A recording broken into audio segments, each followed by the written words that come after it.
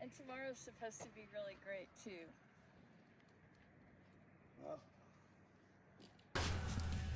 I was about to purchase the property. Um, Apparently, I had funding, and that's one of the myths I want to dispel. The city did not come up with $10,000 to give me this property, and neither did Good Sam. But I've gotten funding from some very nice people in town that will provide the $10,000 to purchase the property. However, I ended up having a meeting with the city and county planners, and there's places where this property is only 10 feet wide, and there's other places that are a little bit bigger. But anyway, it was my intent to build 40 to 50 little 10 by 10 log cabins and rent them out from April to October, and then house and then shut down and provide warm shelter for those that are homeless if they're willing to quit drugs and alcohol. I will never be able to build on this property because it's not big enough. It's not feasible for my plan. So I put the brakes on the purchase of the property because I can't, in good faith and without a conscience, accept their money if I can't do what I said I was going to do. So a lot of people took that to mean that I put the brakes and stopped the purchase. And all I did was go into holding pattern because I believe this is the place that it's going to happen. And I don't think I can do what I do here anywhere else. And it comes down to location, location, location. I like to say that my camp's 20 minutes from the library and 30 minutes from everywhere.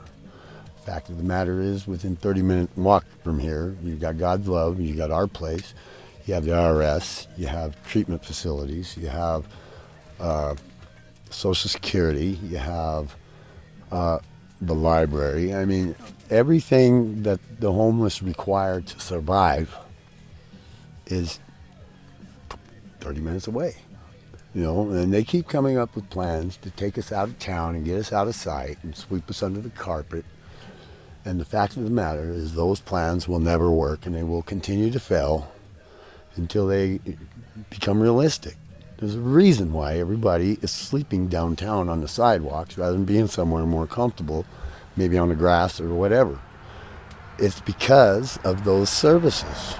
And you can't take them away from the services that they require.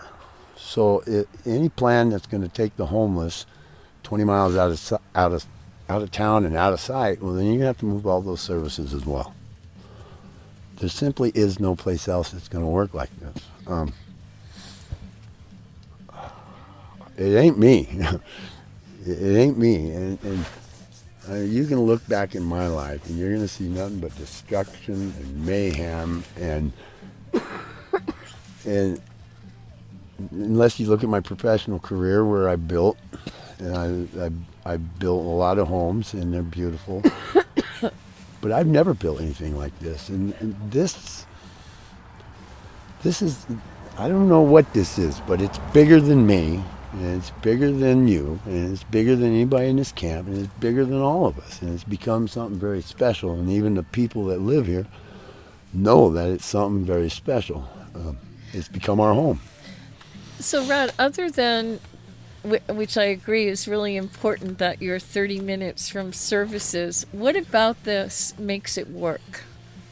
God, I don't do anything. I just provided a place where it's safe and you're not going to get robbed and lose all your stuff. And I put forth some rules. And I provide an example. When they ask me for advice, I just tell them, do what Jesus would do. This is all about sobriety, and it's all about God. And safety, right? And safety. And, it's really a lot about gaining our self-confidence back and gaining our self-respect back, because we made a lot of bad choices and made a lot of, displayed a lot of behaviors, and and made choices that weren't necessarily right. You know, I try to tell this to my people all the time, where your rap sheet and the things that we've done in the past make him to represent you, but they don't have to define who you are. You can change that, you know. I got neighbors that are saying that there's criminals down here and alcoholics and drug addicts. And, you got me. You got all three right here. I'm a criminal. I've been to prison. I've been to jail. I've wasted countless man hours of taxpayer money going to the police and for housing and the important thing here is giving back people their self-respect. You know, we're earning our self-respect back, and we're getting our integrity back, and we're getting our honor back. You know, and it might take a while to earn all of your respect, and we will earn it. But we got ours back, and regardless of where this camp goes and what the future is, everybody that's in this camp, if it were to end today, we can walk out of this camp with our heads high, proud, with some integrity and with some decency and some confidence that we finally did something right.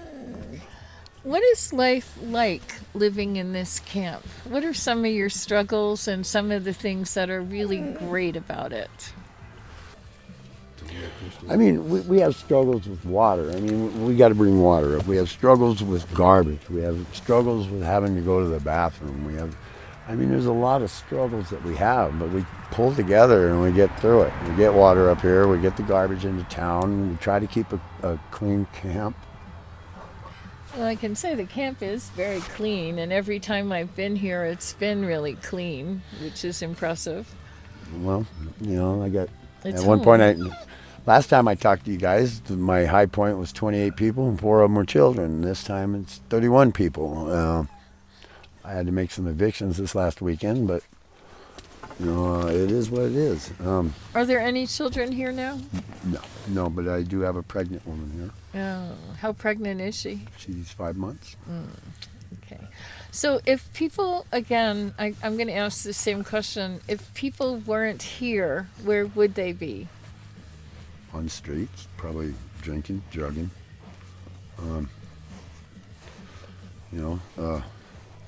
It's kind of hard to get out of this when you don't have no place safe for your stuff. It's kind of hard to get out of this when you don't have nowhere to sleep. I mean, we get kicked and roused by the police department for sleeping somewhere we're not supposed to be at 3 o'clock in the morning. You can't carry all your stuff around with you all the time, so you got to hide it. Come back, it's gone. That's one thing that this camp's been able to provide is a little bit of security and a little bit of stability. People can go to town and do their thing, and they don't have to worry about their stuff. Their stuff's safe in a tent here. So this land now is, what is this land now, and are you able to stay on it indefinitely? No, absolutely not. And I want to thank the wonderful ladies that own it. It all comes down to liability issues. They're liable. If I have somebody that comes up here and going through withdrawal and dies, they can be held liable. If I have somebody comes into camp and falls, breaks their neck, they're liable. If we start a fire, they're liable. And heaven forbid anything like that happens, but the fact of the matter is their livelihood and their families could be affected by our actions here. And they shouldn't be held responsible for anything that we do here. So how long can you stay here now? Well, I've been given till next Wednesday. I had some agencies that got involved and they totally shut the land sale down. I didn't never intend for the land sale to just to be ended. I wanted to put a pause on it to see if I can get a hold of the governor. This camp's hope and future lies with the governor or with the federal government, as much as I hate to say it. Because this is federal land. This is private. that is federal land. And if this is not big enough to build upon, my only recourse is to try to buy or annex or whatever it takes to make this property bigger. I don't know. This is just me, but I remember years ago there was a liberal Democrat governor, I believe it was Judy Marts, that did a land sale trade with Ted Turner and Jane Fonda. Yeah, that was probably a big money And trade. it was a bunch of little patches that they traded for a big hunk of national forest. And if they can do that for some elitist, rich elitist that's got tons of money, I mean, maybe a conservative governor could help me out with some property to try to help some people. God bless the wonderful women that own this. So you have until Wednesday, and then where do you go on Wednesday? Do you have a plan yet? No, I don't, but I know I haven't given up on this. It comes down to location, location, location. I don't think I can do this anywhere else. Can you move back onto federal land for 15 days? I have one more camp. One more camp. But I one think- more 15 days. 16. 16, okay. But, you know, it was cute and brilliant the first 3 times I did it. But I don't think it's going to be so cute or brilliant this time. And I want to make a challenge to the community. I want to challenge every man, woman, child in this community. And I figure the city of Helena's got 33,000 for the population. I figure you can double that if you add the valley. And I think if you start pulling in people that commute from different communities that come to the Helena community to work, such as from Boulder, Clancy, Jefferson City, Avon, Townsend, I'm thinking it's over $100,000.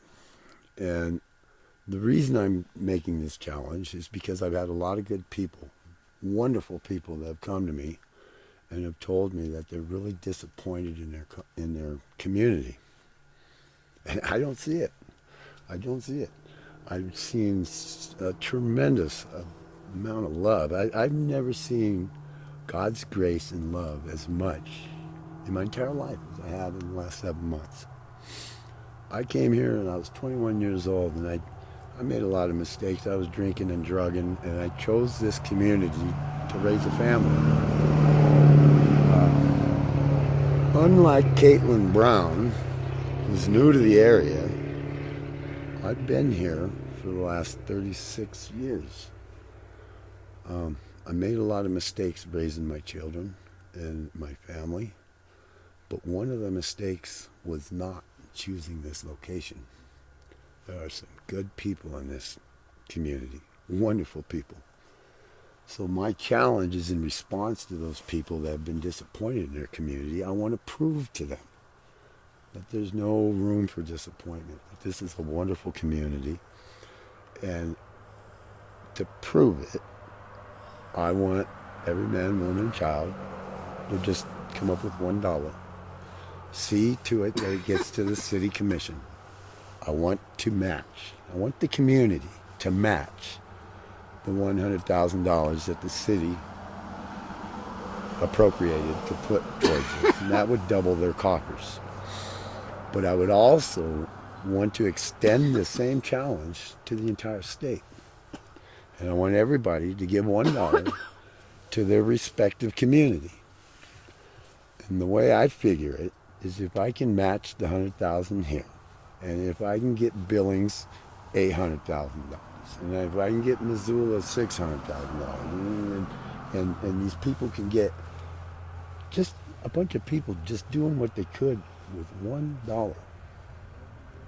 If we can generate over $1 million, don't you think then that maybe I could command the governor's attention for 20 minutes of his time?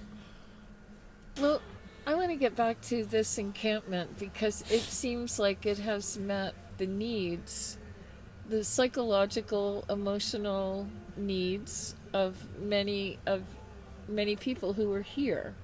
It's created a safe place. So if you had this $1 million, what would you want to have something like this built? An encampment, a place for an encampment that people could come and possibly build temporary shelters or some permanent shelters, but were more like out of town but within reach of services? Like, what's your ideal? What would the ideal thing for you and your colleagues be? The idea thing would be to be able to stay here and let God and this aspen grove do its work.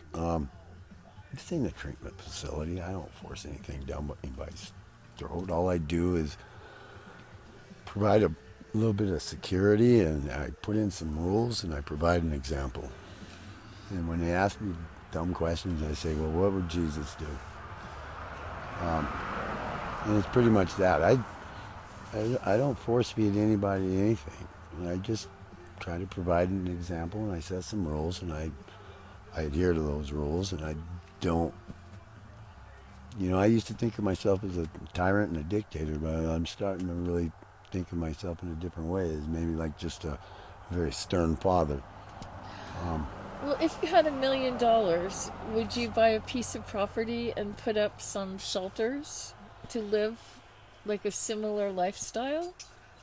Or would you propose building another shelter, not similar to God's love, but providing services like God's love?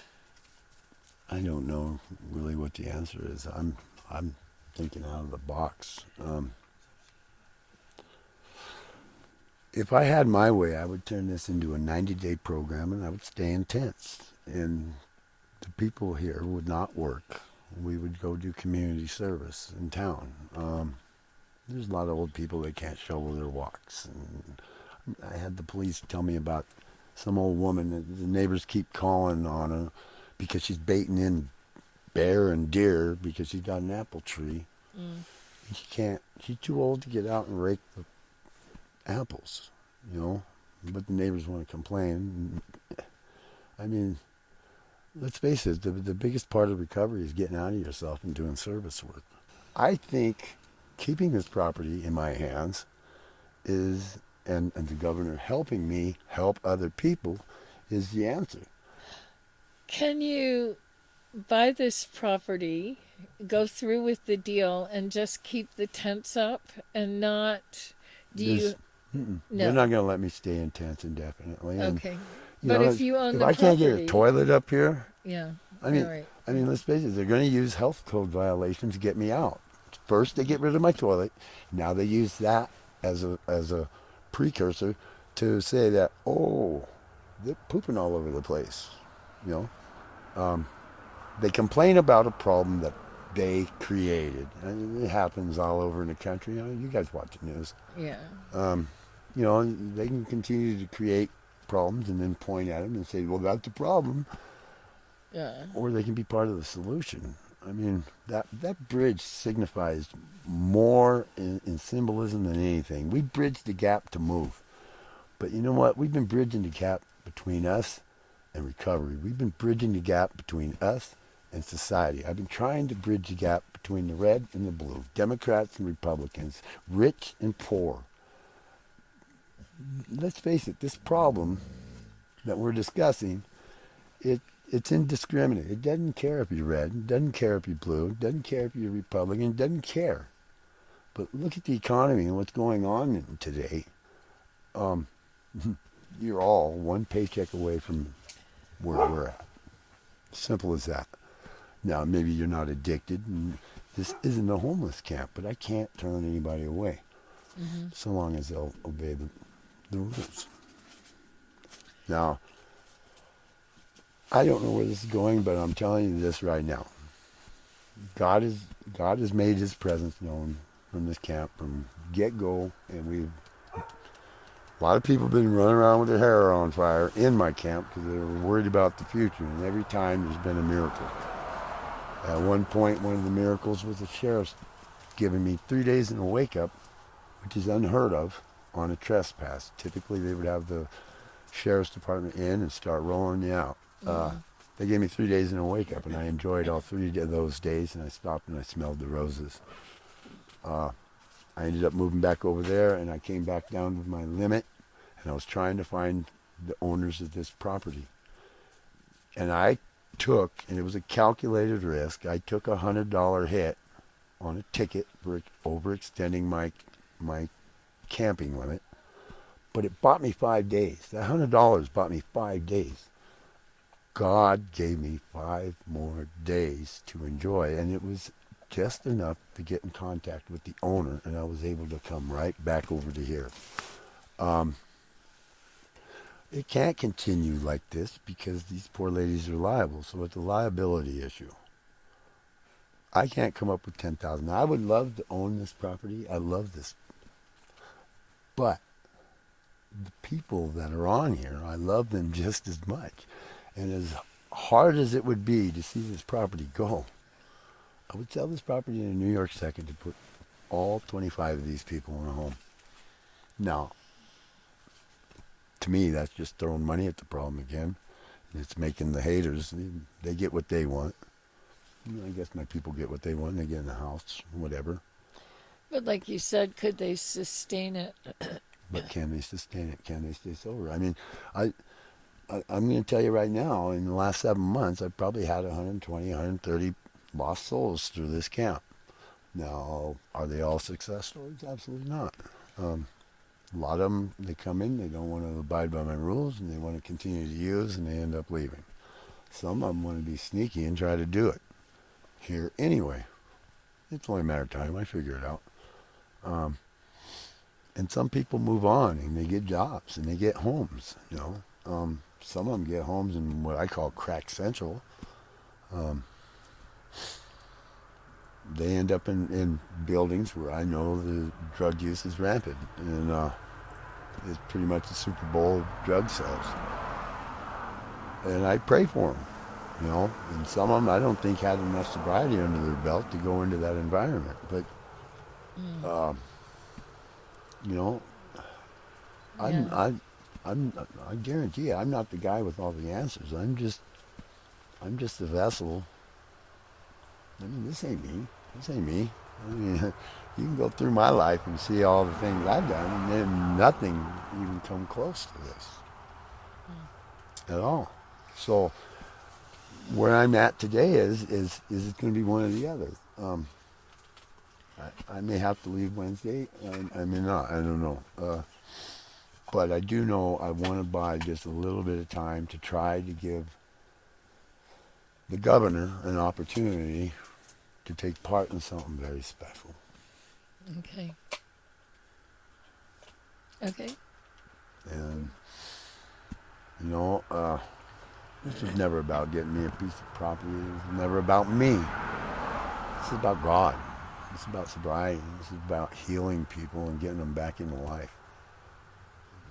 I can spoon feed it to them. I can't force them to eat it or swallow. But in the meantime, it keeps me sober.